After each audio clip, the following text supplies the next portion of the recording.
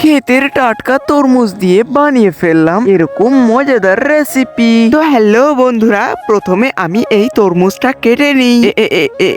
এই দেখো বন্ধুরা, এটা তো আমি কেটে ফেলেছি। যাই এবার রেসিপি বানাই গে। তো বন্ধুরা, এই তরমুজটা তো নিয়ে চলে এলাম। এবার এটা আমি কাটা শুরু করি। হে ইয়ো তরমুজ কাটি। হে ইয়ো তরমুজ কাটি। তো বন্ধুরা, তোমরা কে কে আমার মতো এরকম তরমুজ খেতে পছন্দ করো অবশ্যই কমেন্ট করে জানিও। এই তো তরমুজটা ছিলে ফেলা হয়ে গিয়েছে। এবার এটা মাঝখান থেকে কেটে নিই।